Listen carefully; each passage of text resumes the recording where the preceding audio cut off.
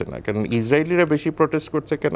একটা হলো নেতানিয়াহুর কারণে, আরেকটা হলো যে এই ধরনের পলিসি যদি পার্সু করতে থাকে, অ্যাটাক কাউন্টার অ্যাটাক, সেটা স্বাভাবিকভাবে ইসরায়েলের সাধারণ জনগণের জন্য তো ওটা ভালো না।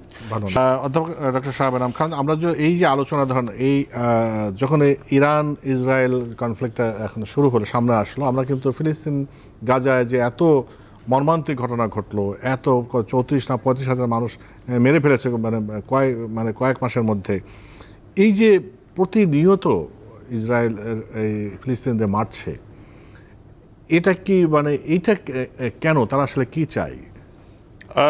প্রথম কথা হলো যে এইটা একদম শুরুতে যেটা বললাম যে নেতানিয়াহুর পলিটিক্যাল চ্যালেঞ্জ, আপনার এটা দেখতে হবে। এটা তো এখন শুধু নেতানিয়াহু তো না, যারা আছে সবাই তো তাদের অস্তিত্ব স্বীকার করতে চায় না। না না, এটা আসছি, এটা তো হিস্টোরিক্যাল একটা ফ্যাক্টর আছে এখানে। হিস্টোরিক্যাল ফ্যাক্টরটা আছে যে 67 ওয়ার পরবর্তী সময়ে বিভিন্ন রকম 73 ওয়ার, এগুলি সব কিছু মিলে অতটা ডিটেইলের না। যে এইখানে যে প্রবলেমটা হচ্ছে, যে প্রবলেমটা প্রথম কথা যে হামাস, যেটা আমি প্রথমেই বললাম, হামাস তো নিজে থেকে সৃষ্টি হয়নি, হামাসকে তো সৃষ্টি করা হয়েছে, তাই না? এবং নেতানিয়াহুর অনেক ভূমিকা আছে, আমি এবং ইসরায়েলি ইন্টেলিজেন্স বলেন বা প্রত্যেকেরই আছে।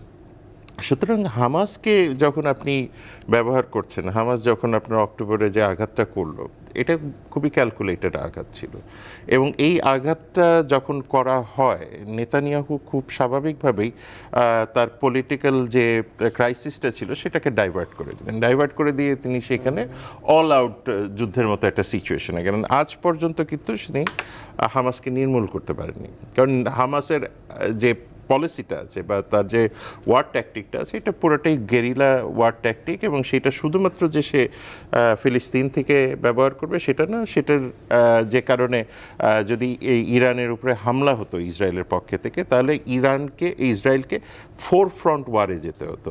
হেজবুল্লাহ লেবানন থেকে, আপনার এখান থেকে করতে হতো আপনার হামাস, ওই দিকে আছে হলো আপনার ইরান তো আছেই, এবং ডোমেস্টিক পলিটিক্যাল যেটা প্রোটেস্ট। স্যার যেটা বলছিলেন খুব ইম্পর্টেন্ট বিষয়, কিন্তু যে ইসরায়েলিরা যত বেশি প্রোটেস্ট করছে, আরবরা অত বেশি প্রোটেস্ট করছে না, কারণ ইসরায়েলিরা বেশি প্রোটেস্ট করছে কেন? একটা হলো নেতানিয়াহুর কারণে, আরেকটা হলো যে এই ধরনের পলিসি যদি পার্সু করতে থাকে, অ্যাটাক কাউন্টার অ্যাটাক, সেটা স্বাভাবিকভাবে ইসরায়েলের সাধারণ জনগণের জন্য তো ওটা ভালো না। সুতরাং সেই জায়গাতে গিয়ে যদি আমরা দেখি, এখন ফলে নেতানিয়াহু এখন ফিলিস্তিন থেকে বেরোয় আসতে পারছেন না, কারণ তিনি পলিটিক্যালি একটা ব্যাকফুটে থাকবেন, কারণ তিনি কিন্তু জাস্টিফাই করতে পারবে না যে 6 মাসে যে 30,000 35,000 মানুষ মারা গেল, সেটা কেন মারা গেল, সেটা হবে না তখন। এটা একটা বিষয়। দ্বিতীয়, যে পশ্চিমা বিশ্বের যে একটা ডবল স্ট্যান্ডার্ড আছে, এটাও কিন্তু একটা ডবল স্ট্যান্ডার্ডের নমুনা। ডবল স্ট্যান্ডার্ডের নমুনাটা কেন?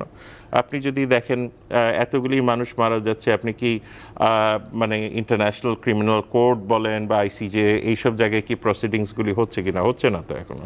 সেটা না আরব বিশ্ব করছে, না পশ্চিমা বিশ্ব করছে, না ইসরায়েলিরা নিজেরা করছেন। সুতরাং এইটা একটা বিষয় আছে, যে কারণে তার একটা ইম্পিউনিটি থাকে, মানে যেটাকে আমরা বলি না যে মানে ইম্পিউনিটি সিনড্রোম, তার কিন্তু এই ইম্পিউনিটি সিনড্রোমটা বড় রকমের আছে। ইউএন এজেন্সিগুলিও কিন্তু মারা যাচ্ছে, জার্নালিস্টরা মারা যাচ্ছে, যারা হিউম্যানিটেরিয়ান এইড দিচ্ছেন তারাও মারা যাচ্ছেন।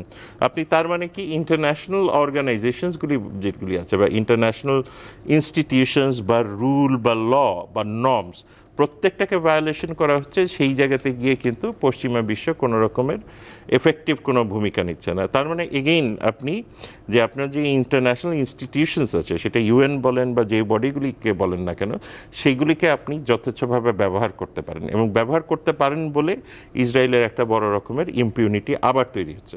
এখন যেটা দেখার বিষয় সেটা হলো যে এই মুহূর্তে এই সিচুয়েশনে, যেটা আমি প্রথমেই বললাম যে আরব বিশ্ব কি ইউনিফাইড হবে কিনা, যেটা সম্ভাবনা খুবই কম এই মুহূর্তে, খুবই কম। যদি সম্ভাবনাটা বড় রকমের থাকতো, তাহলে আমি মনে করি যে অন্ততপক্ষে নেতা নিয়েও অনেক বেশি, যেটাকে আমি বলি রিস্ট্রেইন ব্যবহার করতে পারেন। স্যার যেটা বললেন যে দেখেন উপমহাদেশ থেকেও কিন্তু বহু দেশ অতি উৎসাহী হয়ে গেছিল যে ইসরায়েলকে সাপোর্ট দেওয়া বা প্যালেস্টাইনকে বিভিন্ন, এই বিষয়টাও কিন্তু ঘটেনি। এই কারণে ঘটেনি যে আপনার এই জিওপলিটিক্যাল প্রেশার এবং এই যে 33,000 30,000 থেকে 35,000 মানুষ মারা গেলেন, এইটার যে দায় সেটাও কিন্তু আপনার ইন্টারন্যাশনাল অ্যাফেয়ার্সে আপনাকে একটা পর্যায়ে গিয়ে নিতে হবে।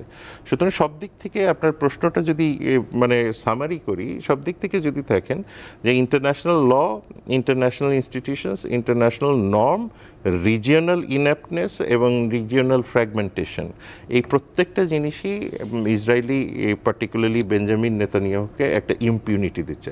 আর একটা জিনিস মনে রাখা দরকার, সেটা হলো যে বেঞ্জামিন নেতানিয়াহু মানেই কিন্তু ইসরায়েল না, ইসরায়েলেও কিন্তু বহু রকমের প্রোটেস্ট হচ্ছে। সুতরাং সেই জায়গাতে গিয়েও আমার মনে হয় যে পশ্চিমা বিশ্ব কিন্তু সেই প্রেশারটাও ফিল করছে। জি।